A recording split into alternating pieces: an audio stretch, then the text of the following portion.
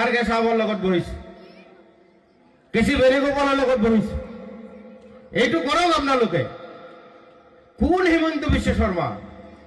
কিমান পাৰ্চেণ্ট আছে তেওঁলোকৰ? 2%, 34% আছো আমি। চৰকাৰ আমি কৰিম।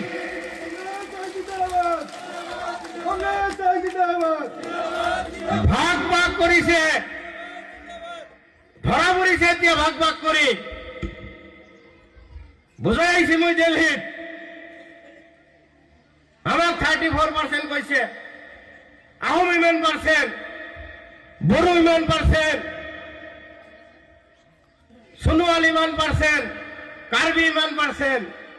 ধৰা পৰিছে তুমি হিমন্ত বিশ্ব শৰ্মা কিমান পাৰ্চেণ্ট। যাতে যাতে যা ভাগ কৰি হিচাপ ওলাই গৈছে, তেওঁ নিজে হিচাপ কৰি দিছে। আমাৰ কি ক্ষতি?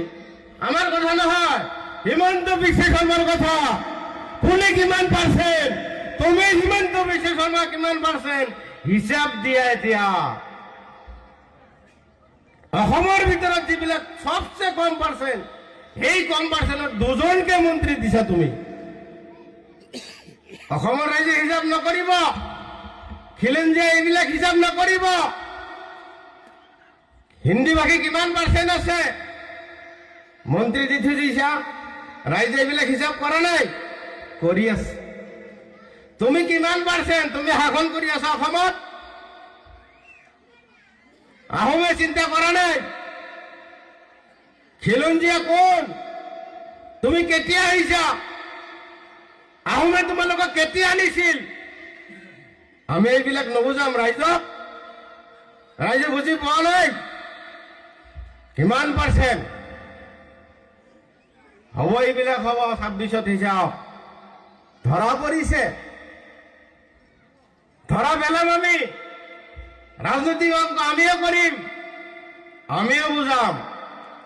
আপোনালোকৰ দোৱা, আপোনালোকৰ আশীৰ্বাদ যদি থাকে, গোৱালপাৰা যদি ৰাজনৈতিক পৰিৱেশ যদি ভাল কৰি ৰাখে, মোক যদি এৰি দিয়ে, গোটেই অসম যদি ঘূৰিব পাৰো।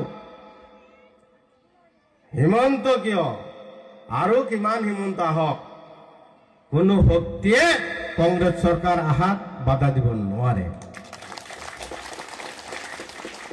গৌৰৱ গগৈ ধন্যবাদ দিছিল, মোক বিহালী ডাটা জিপিৰ দায়িত্ব দিছিল। মাত্ৰ 2 দিন গৈছো, 2 দিন।